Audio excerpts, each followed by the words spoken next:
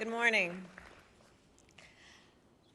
Over the course of my career, I have seen gun violence up close.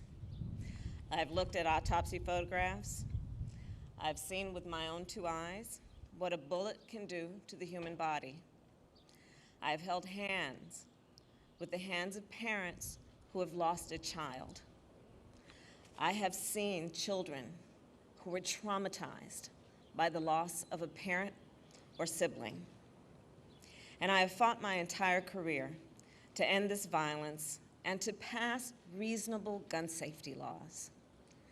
Time and again, as progress has stalled, we have all asked, what are we waiting for? Because we aren't waiting for a tragedy, I know that. We've had more tragedy than we can bear. We aren't waiting for solutions either, because the solutions exist. They already exist. People on both sides of the aisle want action. Real people on both sides of the aisle want action. So all that is left is the will and the courage to act.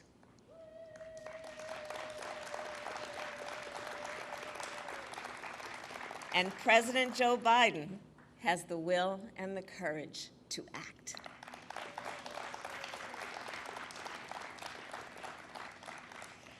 As a United States Senator, Joe Biden took on the gun lobby not once but twice, and he won.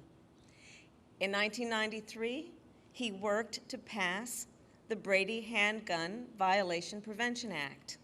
This law established a background check system and has kept more than 3 million firearms out of the hands of dangerous people. A year later, he worked to pass another law to ban assault weapons and high-capacity magazines for 10 years. And as Vice President, Joe Biden led the Obama-Biden administration's efforts to reduce gun violence. In fact, we were just reminiscing that he and I talked back then about his work, because I was Attorney General at the time of California. And his work resulted in nearly 24 actions, from narrowing the gun show loophole to expanding funding for mental health services. And as you will hear in a moment, President Joe Biden is a leader with great will, great determination, and even greater empathy. He has seen the grief of all of those who have lost a loved one to gun violence. It is for them, for all of us, that he will never, ever give up on this fight. And it is now my great honor to introduce the President of the United States, Joe Biden.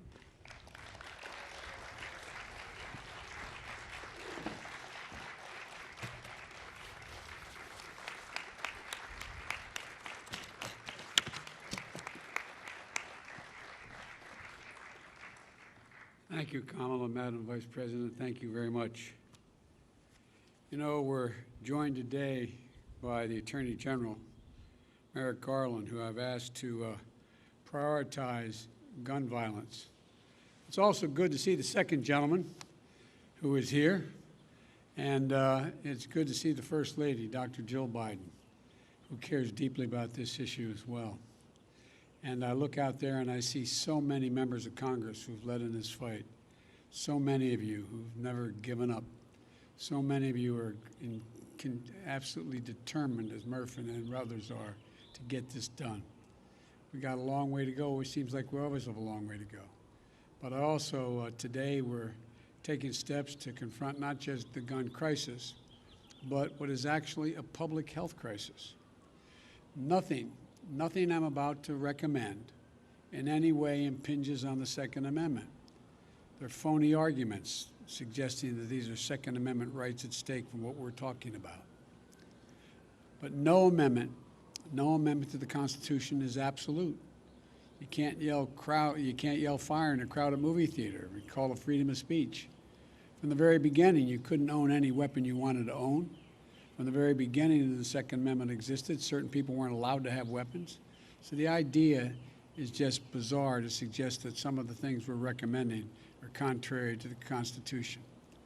Gun violence in this country is an epidemic. Let me say it again. Gun violence in this country is an epidemic, and it's an international embarrassment. You know, we saw it again last night as I was coming to the Oval Office. I got the word that in South Carolina, a physician with his wife, 2 grandchildren, and a person working at his house was gunned down, all 5. So many people, so many of the people sitting here today know that well, unfortunately. You know, they know what it's like when the seconds change your life forever. I've had the pleasure of getting to meet in awful circumstances many of you who've lost your children, your husbands, your wives. You know, they know what it's like to bury a piece of their soul deep in the earth. We understand that. Mark and Jackie, I want to tell you, it's always good to see you, but not under these circumstances. I want to say before I introduce the rest of the folks is, you know, what a lot of people have not been through, what they've been through, don't understand. It takes a lot of courage to come to an event like this. They're absolutely determined to make change. But Mark and Jackie, whose son Daniel was a first grader in Sandy Hook Elementary School, or Daniel loves sports, loves outdoor sports, getting muddy. I see my friend, Fred Gutenberg. His daughter, Jamie, was a freshman at Marjorie Stoneman Douglas High School. She was an accomplished dancer. I see Brandon Wolf, who was the shooting at the Impulse, at the Pulse Club, nightclub. He survived, but his 2 best friends died. Greg Jackson, who was just walking down the street when he was caught in the crossfire of a gunfight. And of course, I see a close friend of Jill's and mine, Congresswoman Gabby Gifford, who is here, who was speaking with her constituents in front of a grocery store in her state when she was shot and a member of her staff was killed. You know, they're here, and their pain is immense. And you know, what a lot of you, hopefully many of you, don't know is you've gone through a trauma. No matter how much you work to make sure others don't go through it, every time you show up at an event like this, it brings back when you got that phone call. It brings back the immediacy of what happened at that moment. So I genuinely mean it. Thank you. Thank you for having the courage to be here, the courage to continue this fight. Senator Blumenthal understands it. A lot of the folks out here understand it. But it takes real courage, so thank you. To turn pain into purpose and demand that we take the action that gives meaning to the word enough. Enough, enough, enough. Because what they want you to know, what they want you to do is not just listen. Every day in this country, 316 people are shot every single day.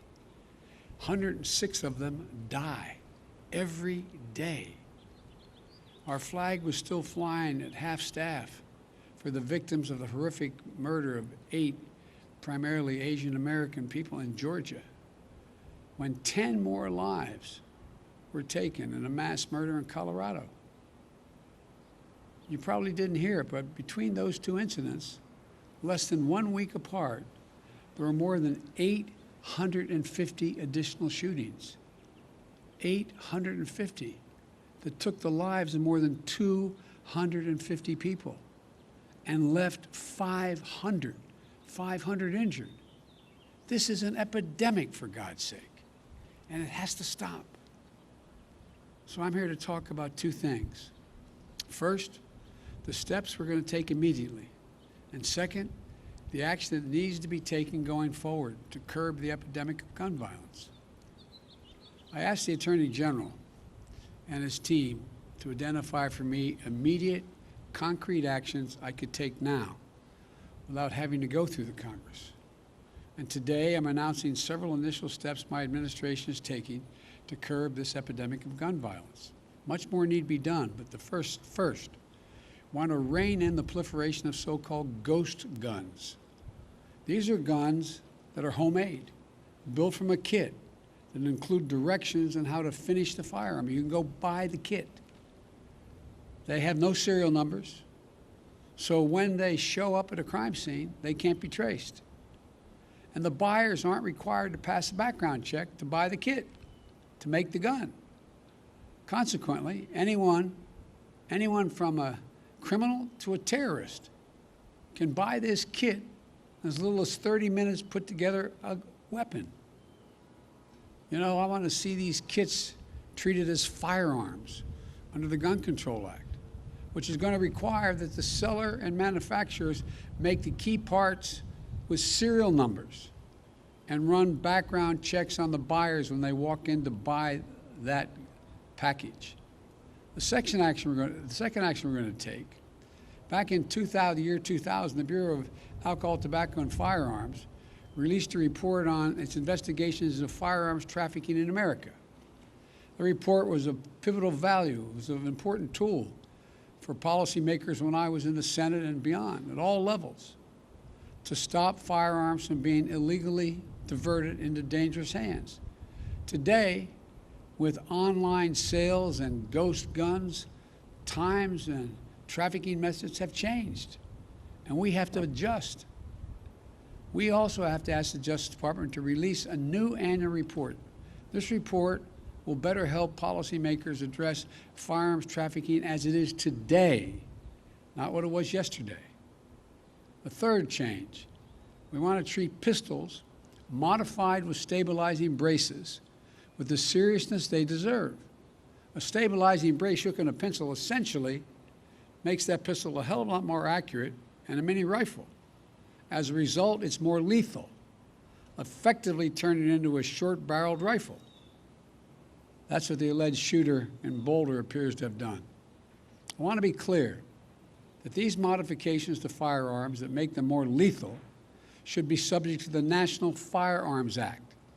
The National Firearms Act requires that a potential owner pay a $200 fee and submit their name and other identifying information to the Justice Department, just as they would if they went out and purchased a silencer for a gun. Fourthly, during my campaign for president, I wanted to make it easier for states to adopt extreme risk protection order laws. They're also called red flag laws, which everybody in this lawn knows, but many people listening do not know. These laws allow a police or family member to petition a court in their jurisdiction and say, I want you to temporarily remove from the following people any firearm they may possess because they're a danger and a crisis. They're presenting a danger to themselves and to others. And the court makes a ruling. To put this in perspective, more than half of all suicides, for example, involve the use of a firearm. But when a gun's not available, an attempt at suicide, the death rate drops precipitously. States that have red flag laws have seen the reduction in the number of suicides in their states. Every single month, by the way, an average of 53 women are shot and killed by an intimate partner. I wrote the Violence Against Women Act. It's been a constant struggle to keep it moving. We know red flag laws can have significant effect in protecting women from domestic violence. And we know red flag laws can stop mass shooters before they can act out their violent plans. I'm proud, excuse the point of personal privilege we used to say in the Senate, I'm proud that the red flag law in my home state of Delaware was named after my son, Attorney General Beau Biden, our son, excuse me, Joe, who proposed that legislation back in 2013. I want to see a national red flag law and legislation to incentivize states to enact their own red flag laws. Today, I asked the Justice Department to publish a model red flag legislation so states can start crafting their own laws right now. Just like with background checks, the vast majority of the Americans support these extreme risk protection order laws. And it's time to put these laws on the books and protect even more people. The Attorney General will have more to say about this in a moment. Additionally, we recognize that cities across the country are experiencing historic spikes in homicides, as the law enforcement can tell you. The violence is hitting black and brown communities the hardest. Homicide is the leading cause of death of black boys and men ages 15 to 34. The leading cause of death. But there are proven strategies that reduce gun violence in urban communities. And there are programs that have demonstrated they can reduce homicides by up to 60% in urban communities. But many of these have been badly underfunded or not funded at all of late. Gun violence in America, for those of you who think of this from an economic standpoint listening to me, estimated to cost the nation $280 billion, let me say it again, $280 billion a year. You say, how could that be, Joe? Hospital bills, physical therapy, trauma counseling, legal fees, prison costs, and the loss of productivity. Not to mention the psychological damage done to the children who live in these cities, watching this happen, knowing someone it happened to. This gun violence in our neighborhood is having profound impact on our children, even if they're never involved in pulling the trigger or being the victim of on the other side of a trigger. For a fraction of the cost of gun violence, we can save lives, create safe and healthy communities, and build economies that work for all of us, and save billions of American dollars. In the meantime, much of it, as Senator Cicilline knows, is taxpayer money. Finally, the Bureau of Alcohol, Tobacco, and Firearms, the key agency enforcing gun laws, hasn't had a permanent director since 2015. Today, I'm proud to nominate David Chipman to serve as the director of the AFT. David knows the AFT well. He served there for 25 years. And Vice President Harris and I believe he's the right person at this moment for this important agency. And I've said before, my job, the job of any president, is to protect the American people. Whether Congress acts or not, I'm going to use all the resources at my disposal as president to keep the American people safe from gun violence. But there's much more that Congress can do to help that effort. And they can do it right now. They've offered plenty of thoughts and prayers, members of Congress, but they passed not a single new federal law to reduce gun violence. Enough prayers. Time for some action. I believe the Senate should immediately pass 3 House-passed bills to close loopholes that allow gun purchasers to bypass the background checks. The vast majority of the American people, including gun owners, believe there should be background checks before you purchase a gun. As was noted earlier, hundreds of thousands of people have been denied guns because of the background checks. What more would have happened? These bills, one, require background checks for anyone purchasing a gun at a gun show or an online sale. Most people don't know it. You walk into a store and you buy a gun, you have a background check. But you go to a gun show, you can buy whatever you want and no background check. Second thing is to close what's known as the Charleston Loophole. Like people here, I spent time down at that church in Charleston. What happened is someone was allowed to get the gun used to kill those innocent people at a church service. If the FBI didn't complete the background check within 3 days, there's a process. If it wasn't done in 3 days, according to the Charleston Loophole, you get to buy the gun.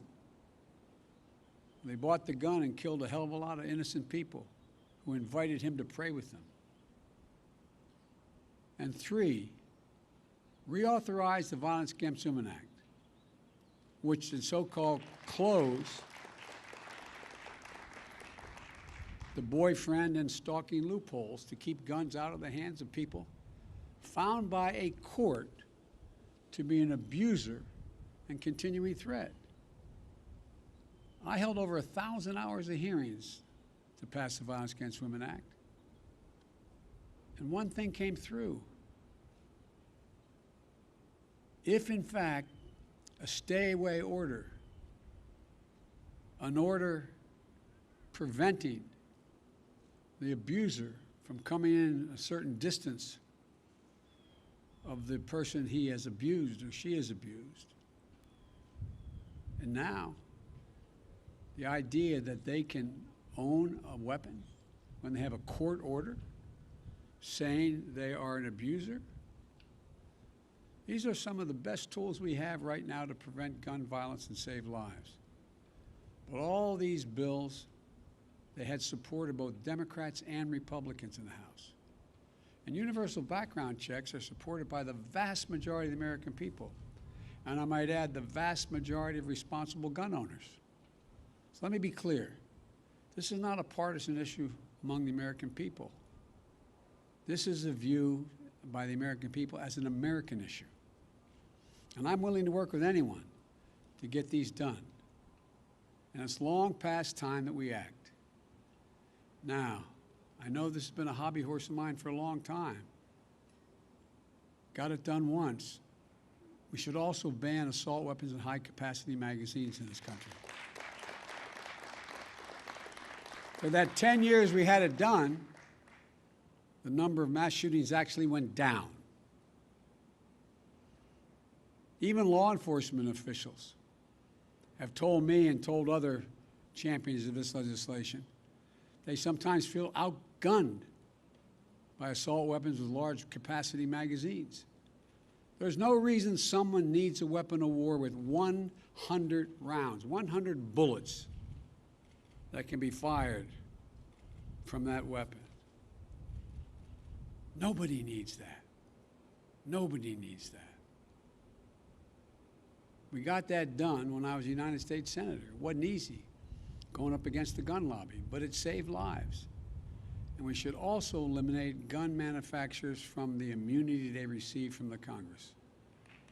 You realize, again, the people here, because they're so knowledgeable on here in the Rose Garden, but what most people don't realize, the only industry in America, a billion-dollar industry, that can't be sued, has exempt from being sued, are gun manufacturers. Imagine how different it would be had that same exemption been available to tobacco companies who knew and lied about the danger they were causing, the cancer caused and the like. Imagine where we'd be. But this is the only outfit that is exempt from being sued. If I get one thing on my list, the Lord came down and said, Joe, you get one of these, give me that one. Because I tell you what, there would be a come to the Lord moment these folks would have real quickly. But they're not. They're not. They're exempt. I know that the conversation about guns in this country can be a difficult one. But even here, there's much more common ground than anyone would believe. There's much more common ground. Everything that's being proposed today is totally consistent with the Second Amendment. And there's a wide consensus behind the need to take action. I know that when overwhelming majorities of Americans want to see something change that will affect their lives, and it still doesn't change, it can be demoralizing to our fellow citizens. It can feel like our entire political process is broken. I know it's painful and frustrating that we haven't made the progress that we'd hoped for. But it took 5 years to get Brady Bill passed, and it took even more years to work to pass the assault weapons ban. And it saved lives. No matter how long it takes, we're going to get these passed. we're not going to give up. We have an opportunity to fulfill the first responsibility of government, to keep our people safe. And in the process, we can show the world and show ourselves that democracy works, that we can come together and get big things done. When I look around and see such brave survivors sitting out here in the Rose Garden, public servants who devoted their lives to dealing with this, advocates who feel strongly and are pushing every day to make the rational changes, and courageous parents and family members, I know the progress, even in this most difficult of issues, is possible. So folks, this is just the start. We've got a lot of work to do, but I know almost every one of you sitting in the garden here, none of you ever given up. We're not going to give up now. The idea that we have so many people dying every single day from gun violence in America is a blemish on our character as a nation. Let me say to all of you, God bless you, but most importantly, the memory of all many of you have lost to the senseless gun violence. And now I'd like to hand it over to the Attorney General for him to speak and make some comments. And I hope I get a chance to see some of you after this is over. Thank you, thank you, thank you.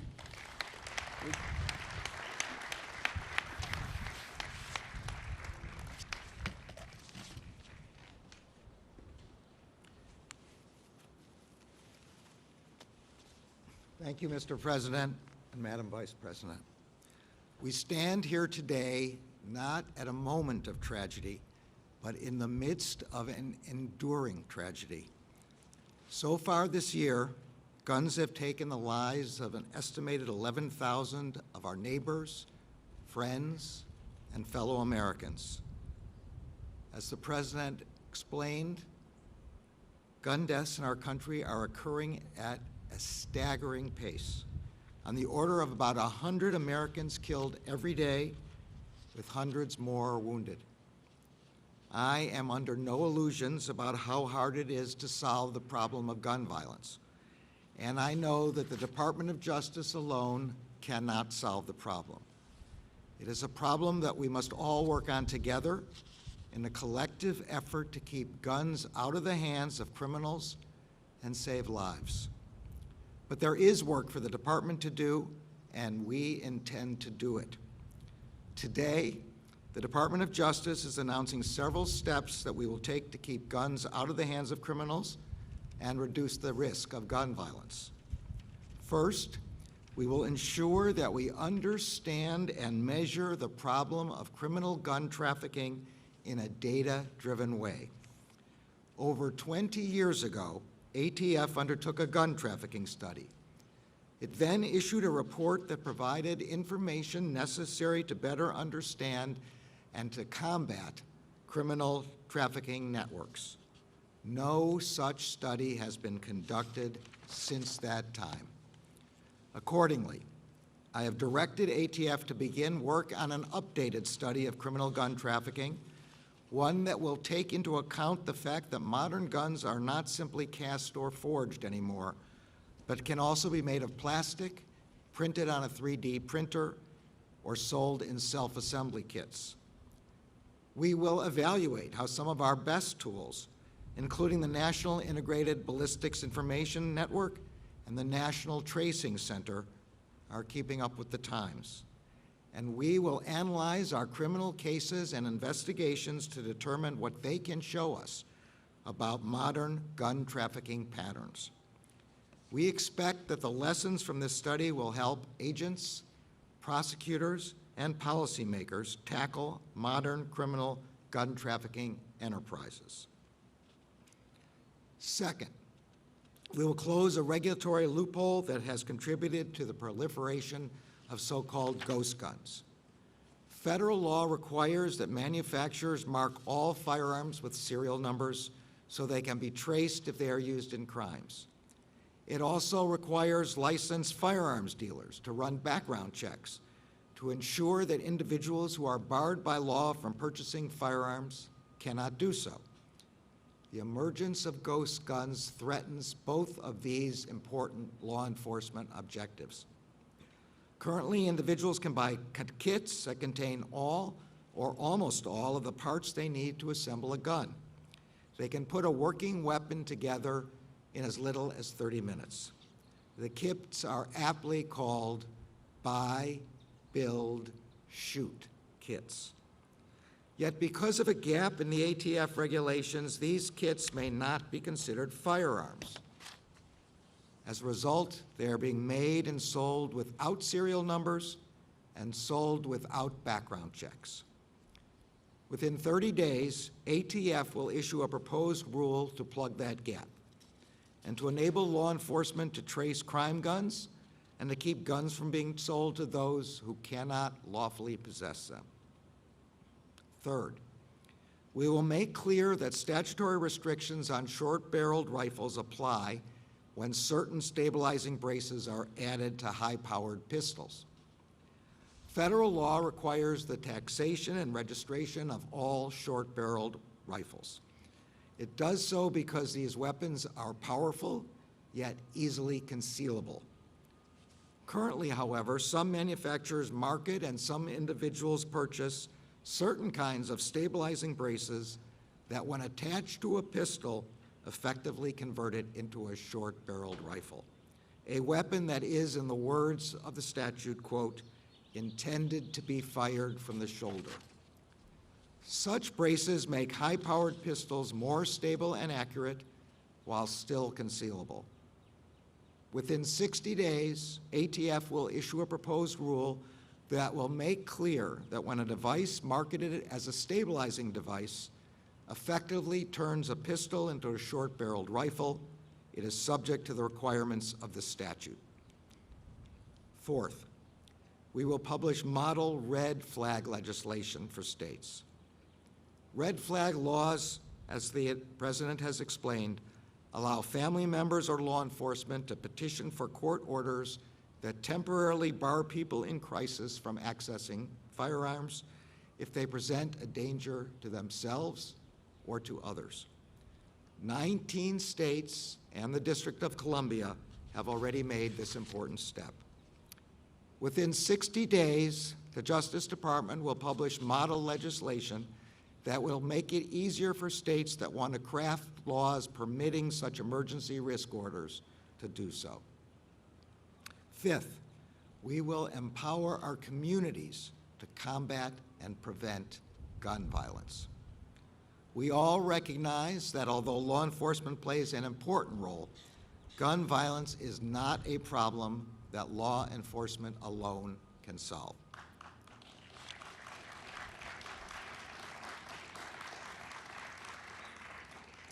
Communities are an essential partner, an asset, and a source of resources and ideas. Those who are closest to the problem are a critical part of solving the problem.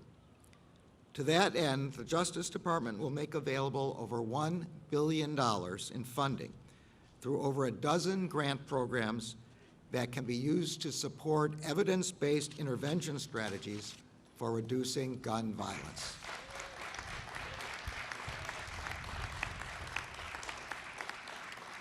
Such strategies include, but are not limited to, street outreach, violence interrupters, and hospital-based violence intervention services. I have directed all of our grant-making components to make community violence intervention and prevention a priority. Finally, none of these measures or any of the other critical law enforcement work the Department does with respect to illegal guns can be effectively carried out without strong leadership. That is why the President has nominated David Shipman to be the next ATF director. Mr. Shipman has come up through the ranks, spending 25 years in the trenches fighting illegal gun trafficking and criminal enterprises. His extensive experience as an ATF agent will prove invaluable, and I look forward to working with him.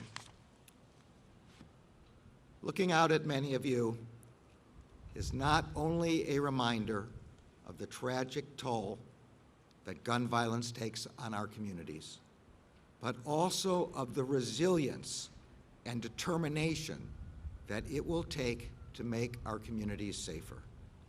The Department of Justice shares your commitment and that of the President and of the Vice President to stopping the plague of gun violence and saving the lives of those we love.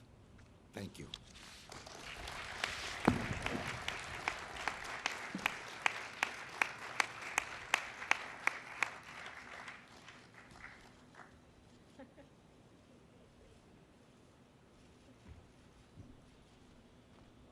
I wasn't supposed to do that.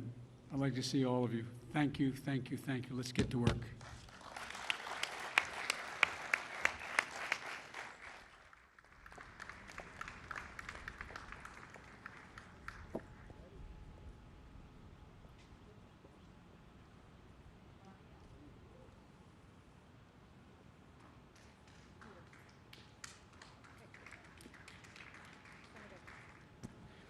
Ladies and gentlemen, please remain in your seats until the President and stage participants have departed.